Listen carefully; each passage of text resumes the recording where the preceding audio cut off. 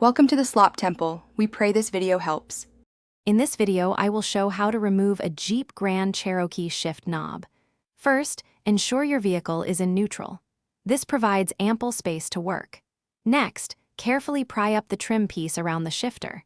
A small flathead screwdriver or a plastic trim tool works best for this. Be gentle to avoid scratching any surfaces. Once the trim is lifted, you will see the shift boot.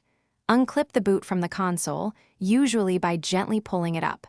Now, look for the retaining clips at the very bottom of the shift knob itself. These clips secure the knob to the shifter shaft. Use a trim removal tool to carefully release them. With the clips released, firmly grasp the shift knob. Use both hands if necessary. Now, pull the knob straight upward with a steady, consistent force. It might require a good tug, but avoid twisting it, as this could damage the internal mechanism. The knob should slide off the shaft.